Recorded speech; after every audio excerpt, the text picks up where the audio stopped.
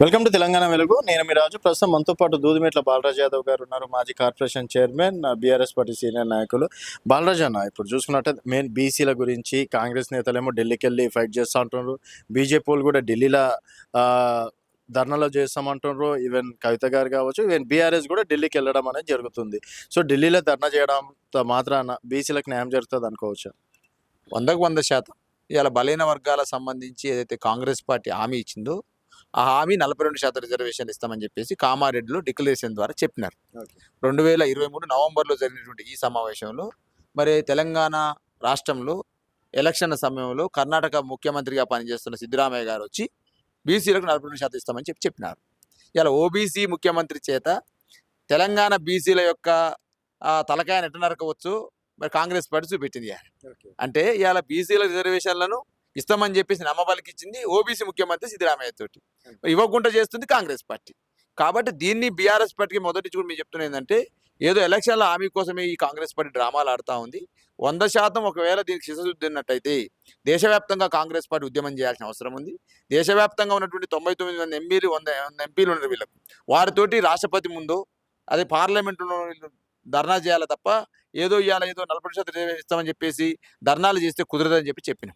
ఇవాళ రాష్ట్రపతి ద్వారా ఆమోద ముద్ర చేయాలి, ఉభయ సభల్లో చర్చించాలి, ప్రధానమంత్రి మోదీ గారి దగ్గర పోయి కలవాలి, అదేవిధంగా రాజ్యాంగంలో 9th షెడ్యూల్ని మార్చాలి. అప్పుడు మాత్రమే బీసీలకు 42% ఇస్తేందుకు అవకాశం ఉంటుంది. కాబట్టి అన్ని హైకోర్టు తీర్పులు చూసినాం, అన్ని సుప్రీంకోర్టు తీర్పులు చూసినాం, వివిధ రాష్ట్రాల్లో కులగణన సంబంధించినటువంటి స్థానిక సంస్థల రిజర్వేషన్లు చూసినాం. కాబట్టి ఈ సమస్య ఇప్పటిది కాదు, సుమారు 70-60 సంవత్సరాల చరిత్రలో ఉన్నటువంటి ఈ చరిత్రలో ఈ 60 సంవత్సరాలు 70 సంవత్సరాల సమస్య ఇది. ఈ సమస్యను రేవంత్ రెడ్డి గారు ఏదో నా దగ్గర ఏదో ఆలీబాబా అద్భుత దీపం ఉన్నట్టు, నేనే పరిష్కరించినట్టు, ఇక నేను తప్ప ఎవరు చేయలేనట్టు గొప్పలు చెప్పుకుంటూ పాలాభిషేకాలు, పుష్పాభిషేకాలు, అదేవిధంగా ఫ్లెక్సీలకు దండలు, డప్పులు, గులాలు పూయించుకుంటూ ఇవన్నీ చేస్తా ఉంటారు రేవంత్ రెడ్డి గారు. మళ్ళీ లాస్ట్కు గులాలు పూయించుకుంటూ మరి ఆర్డినెన్స్ అయిందన్నాడు, సంఘాలు గుద్దుకుంటూ బీసీ సంఘాలతోటి మొత్తం పాలాభిషేకం చేసుకుంటూ మళ్ళీ ఇప్పుడు పోయి ధర్నా అంటాడు. మరి అయిన దానికి మళ్ళీ ధర్నా అయింది. మళ్ళీ ఇది నాకే అర్థం కావట్లేదు. ఒకవైపు ఏమో అయిందని చెప్పేసి ఏమో గులాలు పూయించుకుంటూ పాలాభిషేకం చేయించుకుంటూ మళ్ళీ అయిన ఆర్డినెన్స్ అయిపోయి రిజర్వేషన్లు వచ్చే బీసీలకు మళ్ళీ పోయి మళ్ళీ ఢిల్లీలో ధర్నేది. కాబట్టి ఇవన్నీ కూడా నమ్మబలికియడం కోసం, బీసీలను మోసం చేయడం కోసం చేస్తున్న రేవంత్ రెడ్డి గారు చేస్తా ఉన్నారు. ఇవాళ బీఆర్ఎస్ పార్టీకి ఒకటే స్టాండ్, ఆ రోజైనా ఈ రోజైనా ఒకటే స్టాండు. 42% రిజర్వేషన్లు ఇస్తానన్న దాని మీద మేము డిమాండ్ చేస్తా ఉన్నాము. 42% రిజర్వేషన్ రావాలంటే పార్లమెంటులో చట్టం చేయాల్సిన అవసరం ఉంది అని చెప్పేసి బీఆర్ఎస్ పార్టీ మొదటి నుంచి చెప్తా ఉంది. ఆ విధంగానే మేము కేసీఆర్ గారి మార్గదర్శకంలో, మా పార్టీ వర్కిబెట్టి కేటీఆర్ గారి నాయకత్వంలో చెన్నై టూర్ కావచ్చు, అనేక రోజుల నుంచి తెలంగాణ భవన్లో బీఆర్ఎస్ పార్టీ సంబంధించిన బీసీ నాయకుల సమావేశం కావచ్చు, దానికి కేటీఆర్ గారి మార్గనిర్దేశం కావచ్చు, ఇవన్నీ 1 by 1 ఇవాళ బీఆర్ఎస్ పార్టీగా కాంగ్రెస్ పార్టీ మీద ఒత్తిడి చేయడం కోసం మా ప్రయత్నాలు చేసే క్రమంలోనే ఆర్డినెన్స్ అనేది ఉత్తదే అని చెప్పినాం, అది చిత్తు కాగితంతో సమానం అని చెప్పినాం. అదేవిధంగా ఈ ఆర్డినెన్స్ని చింపే అని చెప్పేసి మీ ఎమ్మెల్సీ చెప్పి కులగాన్న లెక్కలు దించాలని చెప్పి మీ ఎమ్మెల్సీ చెప్పినాడు. ఆర్డినెన్స్ అనేది పనికిరానిది అని చెప్పేసి జస్టిస్ ఈశ్వరయ్య గారు చెప్పినారు. అదేవిధంగా నరహరి అని చెప్పేసి మధ్యప్రదేశ్ సంబంధించినటువంటి ఒక అధికారి చెప్పినాడు. ఇవాళ ఐఏఎస్ అధికారుల సంఘం ఇంటలెక్చువల్ ఫోరం చిరంజీవి గారు చెప్తా ఉన్నారు. బీఆర్ఎస్ పార్టీ కూడా అదే చెప్పింది. అంటే మేము చెప్తున్నది వీళ్ళందరూ చెప్తున్నట్టు మా స్టాండే కరెక్ట్ అన్నట్టు కదా. కాబట్టి ఒక ఆర్డినెన్స్ ఒకవేళ తీసుకొచ్చి నిజమైతే మరి ఎందుకు రిజర్వేషన్ అమలు కాలే? మళ్ళీ ఢిల్లీలో ధర్నా ఎందుకు? మోదీని గల్లబట్టాడు కూడా ఎందుకు? రాష్ట్రపతి ముందు పరేడ్ ఎందుకు? మరి అదే ఇండియా ఎంపీలతో సమావేశం ఎందుకు? రేవంత్ రెడ్డి గారు ఇవన్నీ నమ్మబలికే మాటలు. ఇవన్నీ ఒకవైపు జరుగుతూ ఉన్నాయి. బీసీ రిజర్వేషన్ ఇవ్వలేకపోతున్నారు, రేపు ఎలక్షన్లు పోలేకపోతున్నారు. బీసీల దగ్గర కాంగ్రెస్ పార్టీ పల్సన్ అయింది, నమ్మించి మోసం చేసిన ఆలోచన ఉంది. ఎందుకంటే మంత్రివర్గంలో బీసీలు ఇవ్వాలి, 42% రిజర్వేషన్ ఇవ్వాలనుకుంటే ఎందరు ఉండాలి బీసీలు? రాజు గారు సుమారు 6-7 మంది ఉండాలి. ఉన్నారా? ముగ్గురే ఉన్నారు. మరి అదేవిధంగా ఇలా ప్రభుత్వ సలహాదారులు ఎంతమంది బీసీలు ఉన్నారు? లేరల్లా. నామినేటెడ్ పోస్టులు ఇస్తే బీసీలు అందులో లేరు. బడ్జెట్లో బీసీలకు న్యాయం జరుగుతలేదు, కార్పొరేషన్లు ఏర్పాటు చేయలేరు. ఇవన్నీ కూడా ఇవాళ బీసీలను గొంతుకొస్తున్న కాంగ్రెస్ పార్టీకి సోషల్ మీడియా కొరికడానికి మారింది. అంటే ఎన్ని అంశాలు ఏదైతే ఉన్నాయో ఇలా సోషల్ మీడియాలో డెఫినెట్గా అందరూ కూడా అడుగుతా ఉన్నారు. కాబట్టి ఏదో విమర్శలు చేస్తా ఉన్నారు రేవంత్ రెడ్డి గారు. అయితే ఇప్పుడు ఉప ఎన్నికలు వస్తాయంటారా? ఈ 10 నియోజకవర్గాల్లో పాసిబులే అంటారా? బీఆర్ఎస్ పార్టీగా మేము నమ్ముతా ఉన్నాం చట్టాల మీద. కడియం శ్రీహరి గారు కూడా మీ పార్టీ ఎమ్మెల్యే మంత్రిగా కూడా చేసి ఆయన ఉండేసి ఇన్ని రోజులు కేటీఆర్కి గుర్తుకు రాలేదా? అప్పుడు చేసింది ఏంది, ఇప్పుడు చేస్తుంది ఏంది అని చెప్పేసి. ఇప్పుడు ఆయన కండో కప్పుకున్న కాంగ్రెస్ పార్టీ అనేక సంవత్సరాల నుంచి దేశంలో అధికారంలో ఉంది. మా పార్టీ 2001లో పుట్టింది, ఈయనది 1885లో పుట్టింది. అంటే 125 సంవత్సరాల చరిత్ర కాంగ్రెస్ది. మాదంతనే 25 సంవత్సరాల చరిత్ర మాది. ఇక మేమే చేసినాం అన్నిటి కారణం. ఇక మేము ఈ అసలు ఫిరాయింపుల చట్టాన్ని తీసుకొచ్చినే కాంగ్రెస్ పార్టీ 1985లో. ఫిరాయింపుల చట్టాన్ని తీసుకొచ్చింది మీరే, ఫిరాయింపుల్ని ప్రోత్సహిస్తుంది మీరే. ఏఐసిసి ఎజెండాలో ఫిరాయింపులు వద్దని చెప్పింది మీరే, రాహుల్ గాంధీ గారు చెప్పారు. మళ్ళీ ఫిరాయింపులు ప్రోత్సహిస్తుంది రేవంత్ రెడ్డి ముఖ్యమంత్రి గారు. ఇక నేనేం చెప్పాలి?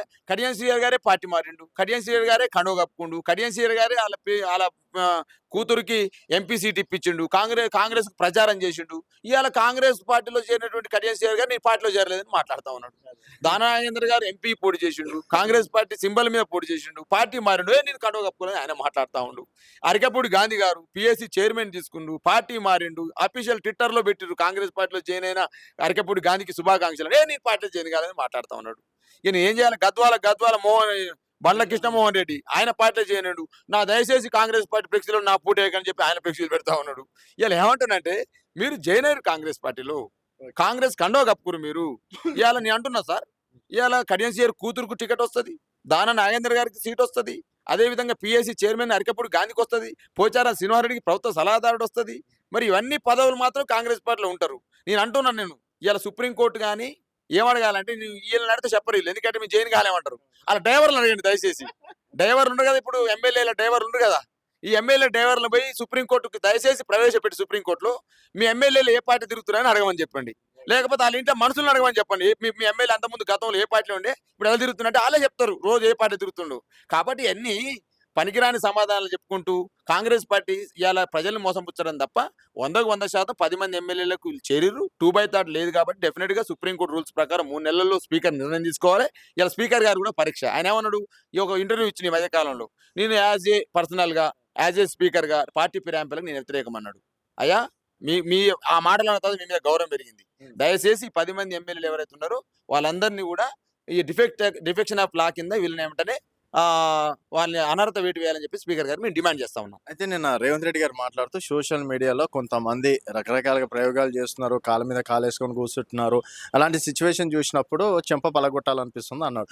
ఒక సీఎం స్థాయిలో ఉండి ఈ విధంగా మాట్లాడడానికి ఏ విధంగా చూస్తారు? రేవంత్ రెడ్డి గారి యొక్క మనస్తత్వము బూర్జో మెంటాలిటీతో ఉన్నటువంటి భూస్వామ్య విధానంతో ఉన్నటువంటి నిరంకుశ ధోరణితో ఉన్నది అర్థమవుతుంది కదా. గతంలో కూడా ఈయన ఒక ఇంటర్వ్యూ ఇస్తూ టీవీ ఛానల్కు ఏమని మాట్లాడు, నా ఇంటి ముందు నుంచి నడిచిపోతున్న వాళ్ళు ఎవరైనా ఉన్నా కూడా చెప్పుల్ని తలకాయ మీద పెట్టుకుని పోవాలని చెప్పేసి అన్నాడు. అర్థమైంది కదా, రేవంత్ రెడ్డి గారి మాటలు అర్థమవుతా ఉంది కదా. అంటే ఈయన కళ్ళ ముందు ఎవరు కూడా కాళ్ళ మీద కాలేసుకొని కూర్చోవద్దు, మంచి బట్టలు వేసుకోవద్దు, మంచి బూట్లు వేసుకోవద్దు, మంచి వాచీలు పెట్టుకోవద్దు. జర్నలిస్ట్ అయితే మాత్రం వాళ్ళు వ్యక్తిగతమైనటువంటి ఉండవా, వ్యక్తిగతమైనటువంటి ఆలోచన విధానం ఉండదా? ఒక మంచి డ్రెస్ వేసుకోవాలి, మంచి వాచ్ పెట్టుకోవాలి, మంచి తయారు కావాలని ఉండదా? మంచి కూర్చోవాలి, డిగ్రీ పైన ఉండదా? ఇక ఆయన మాట్లాడే తీరు అది. నేను అంటా ఉన్నాను, ఏ సోషల్ మీడియా ద్వారా అయితే నువ్వు ఇలా అధికారంలోకి వచ్చిన మాట్లాడుతా ఉన్నావు కదా, గతంలో చెప్పినావు కదా సోషల్ మీడియా అధికారంలోకి వచ్చినామండి. అదే సోషల్ మీడియా ఎందుకు ఇవాళ తూర్పారపడతా ఉన్నావు అంటే నువ్వు ఇచ్చిన హామీలు అమలు చేయట్లని చెప్పి వాళ్ళు అడుగుతారు కాబట్టి. ఇవాళ నువ్వు ఇచ్చినటువంటి ఏ హామీ కూడా నెరవేరలేదు. బీసీల సమస్యను ఆటకెక్కించినవు, ఇవాళ మహిళల సమస్యలు ఆటకెక్కించినవు, యువత సమస్యను ఆటకెక్కించినవు, నిరుద్యోగ సమస్యలు తీర్చే పరిస్థితి లేదు, ప్రజలకు ఇచ్చిన హామీలు నెరవేర్చే పరిస్థితి లేదు, రైతులకు ఇచ్చిన వాగ్దానాలను పూర్తి చేసే పరిస్థితి లేదు, పింఛన్ ముసలమ్మలకు పింఛన్ ఇచ్చే పరిస్థితి లేదు. ఈ రాష్ట్రాన్ని దివాలా తీయించిండు కదా 20 నెలల్లో.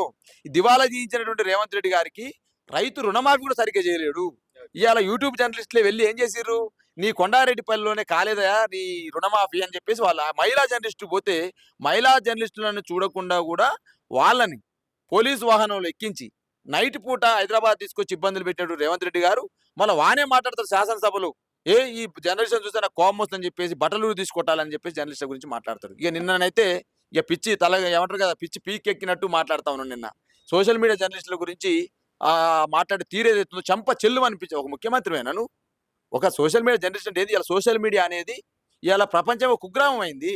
ప్రధానమంత్రి మోదీ దేశ రాజకీయాలు, రాష్ట్ర రాజకీయాలు అంతా కూడా సోషల్ మీడియా యుగమైంది. ఇలా సోషల్ మీడియా ఓన్లీ రాజకీయాల గురించి మాట్లాడతలే, ఏదైనా టాలెంట్ ఉన్న పిల్లలు కూడా ఇలా సోషల్ మీడియా ద్వారా పైకి వస్తున్నారు. కొంతమంది పాటలు మంచి అద్భుతంగా పాటలు పాడే వాళ్ళు ఉన్నారు. సోషల్ మీడియాలో వాళ్ళ పోస్ట్ పెడితే వేల మంది, లక్షల మంది చూసి కూడా వాళ్ళని ప్రైమ్ ఛానల్లో వాళ్ళకి అవకాశాలు దొరుకుతున్నాయి. ప్రైమ్ సంబంధించినటువంటి ఆటలలో వాళ్ళకి అవకాశాలు దొరుకుతా ఉన్నవి. సోషల్ మీడియాలో వైద్యం బాగాలేదనుకో, వాళ్ళకి ఆరోగ్యం బాగాలేదు, సోషల్ మీడియా పెడితే వాళ్ళకి సహకారం దొరుకుతుంది. వాళ్ళకన్నా విద్య దొరుకుతలేదు, వాళ్ళకి ఒక సీట్ కావాలి, సోషల్ మీడియాలో పెడితే వాళ్ళకి అవకాశాలు దొరుకుతుంది. సోషల్ మీడియా అంటే ఓన్లీ టీవీ జర్నలిస్టే కనపడుతుంది. నాకు అర్థం కావట్లేదు. సోషల్ మీడియా అంటే సమాజంలో ఉన్నటువంటి అసమానతలు, సమాజంలో ఉన్నటువంటి కష్టాలు, సుఖాలన్నీ కూడా ఇలా సోషల్ మీడియా ద్వారా పెడితే, టాలెంట్ వాళ్ళకు ఉన్న టాలెంట్ సోషల్ మీడియా పెడితే ఇలా పెద్ద ఎత్తున ప్రచారం అయితే సందర్భం అది సోషల్ మీడియా. అదే సోషల్ మీడియా ఏం చేస్తా ఉంది, రేవంత్ రెడ్డి గారికి రుచించట్లేదు. ఎందుకు రుచించట్లేదు? రేవంత్ రెడ్డి గారు ఒక్క ఇచ్చిన పథకాన్ని హామీ చేయట్లేడు, రాష్ట్రాన్ని అప్పుల పాలు చేసిండు, రేవంత్ రెడ్డి రుణమాఫీ సరిగ్గా చేయలేడు, రేవంత్ రెడ్డి రైతు భరోసా ఎగ్గొట్టిండు, రేవంత్ రెడ్డి పింఛన్ ఎగ్గొట్టిండు, రేవంత్ రెడ్డి తులం బంగారం ఎగ్గొట్టిండు, రేవంత్ రెడ్డి ఇలా కళ్యాణ లక్ష్మి ఎగ్గొట్టిండు. ఇవన్నీ చెప్తా కూడా రేవంత్ రెడ్డి రుచించట్లేదు. గతంలోనేమో సోషల్ మీడియా ఈయనకు ముద్దయింది, గతంలో సోషల్ మీడియా ఈయనకు తీపైంది, సోషల్ మీడియా గొప్పది అని చెప్పిండు. ఇవాళ ఈయన ప్రభుత్వంలో ఉన్నాడు కదా, ఇక ప్రభుత్వంలో సీటు మీదకి వచ్చాక ఏం చేయాలి? ఇప్పుడు సోషల్ మీడియా చెడ్డది, సోషల్ మీడియా జనరేట్ అంటే ఇలా రాజు ఉన్నాడు, వ్యక్తిగతంగా ఆయనకు ఒక ఇంట్రెస్ట్ ఉంది జర్నలిజం చేయాలని, సోషల్ సమస్యలను తీసుకుంటున్నాడు, ఓ ఛానల్ పెట్టుకున్నాడు, మాట్లాడుతున్నాడు, నీకు ఇష్టం ఇంటర్వ్యూ ఇయ్యి, లేకపోతే ఎగ్గాని వాళ్ళని తిట్టడం ఏంది, చంప చెల్లు అనిపిస్తుందట. నేను అబద్ధాలే చెప్పానని మాట్లాడతా, అబద్ధాలు చెప్పినవనే కదా సోషల్ మీడియా ప్రచారం చేసిన ఈ కోపం ఇవ్వాల. నువ్వు లేచిన కానీ నిలబడి వరకు అన్ని అబద్ధాలంట. ఈ మధ్యకాలంలో నేను నాచారం పోయేస్తుంటే ఓ మిత్రుడు కలిసిండు, అన్న ఏం పేరు నీ పేరు అంటే నా పేరుకి ఇదే అన్నాడు. అంటే ఏం చేస్తావు అంటే నేను దూదిమెట్ట బాలయ్య అంటే, ఓ నేను కూడా మాది కూడా మహబూబ్ నగరే, ఇట్లా నాకు కూడా దోస్తు ఒక ఆయన ఉన్నాడు అన్నాడు. ఎవరా దోస్తు అన్న? రేవంత్ రెడ్డి అన్నాడు. ఆ రేవంత్ రెడ్డి ఏం చేస్తాడు తెలుసా అని, నువ్వు చిన్నప్పటి నుంచి ఉన్నావు ఆయనతో అంటే, ఉన్నగానన్నా అన్ని అబద్ధాలన్నా, మాట్లాడితే అబద్ధాలు, లేస్తే అబద్ధాలు, కూర్చుంటే అబద్ధాలు, అన్ని అబద్ధాల పుట్టన్న, చెప్పింది చేయడు చేసేది చెప్పడు అని చెప్పిండు. ఇది నీ యొక్క ఇక అబద్ధాలు నేను మాట్లాడను, నిజమేలే మాట్లాడతాను ఆయన మాట్లాడుతుండేనేమో. ఇక మాట్లాడుతూ సోషల్ మీడియాల గురించి మాట్లాడుతూ ఉన్నాడు. ఖబర్దార్ రేవంత్ రెడ్డి, ఏ సోషల్ మీడియా ద్వారా అయితే ఇవాళ నువ్వు అబద్ధాలను ప్రచారం చేసి, వాస్తవంగా అబద్ధాలను ప్రచారం చేసినావు ఆ రోజు, అబద్ధాన్ని ప్రచారం చేసి సోషల్ మీడియా చూపించింది ఆ రోజు, కానీ ఇవాళ నువ్వు పెద్ద ఎత్తున నేను తగుదునమ్మని చెప్పేసి ఆ సోషల్ మీడియాకు మాట్లాడుతున్నావు కదా, వెంటనే బేషరత్తుగా సోషల్ మీడియా యూట్యూబ్ జర్నలిస్టులకి, చిన్న జర్నలిస్టులకి, పత్రికా జర్నలిస్టులకి నువ్వు ఇలా క్షమాపణ చెప్పాల్సిన అవసరం ఉంది, లేకపోతే నీ వాక్యాన్ని ఉపసంహరించుకొని చెప్పి డిమాండ్ చేస్తా ఉన్నా. లేకపోతే రాష్ట్ర వ్యాప్తంగా ఇవాళ చిన్న పత్రికలలో, చిన్న ఛానళ్లలో, యూట్యూబ్ ఛానల్లో పనిచేసే జర్నలిస్ట్ యొక్క మనోభావాలు దెబ్బతీసినట్టుగా నేను భావిస్తా ఉన్నా. ఎందుకంటే ఇలా సోషల్ మీడియా అనేది ఒక ప్లాట్ఫామ్ అయింది. ఇలా ఇవాళ ఫేస్బుక్లో, అదేవిధంగా ఇన్స్టాగ్రామ్లు, ట్విట్టర్లు, ఇవాళ నీకాడ అధికారం నీదే ఉంది కదా. ఒకవేళ ఎటువంటి ఏదైనా ఇబ్బందులు పాలు చేసేటువంటి న్యూస్ ఏమైనా ప్రచారం చేస్తే దాని మీద ఉన్నది దాని మీద చేయండి. కానీ అందరినీ ఎట్లా నువ్వు ఆటన కడతావు, అందరిని ఎట్లా తిడతావు, అందరూ చెడ్డోళ్ళని ఎట్లా మాట్లాడతావు అంటే, ఒక బర్రె మడుగు పెడితే అన్ని ఆయన చేత. కాబట్టి నీ మనసు బాగాలేదు, నీ మెదడు బాగాలేక, ఇవాళ నీ ఆలోచన విధానం బాగాలేక ఇలా ఇష్టం వచ్చినట్టు జర్నలిస్టుల గురించి మాట్లాడితే, దీని మీద 100% రేవంత్ రెడ్డి గారు దీన్ని ప్రచారం చేసుకుని తెలియజేస్తా ఉన్నా.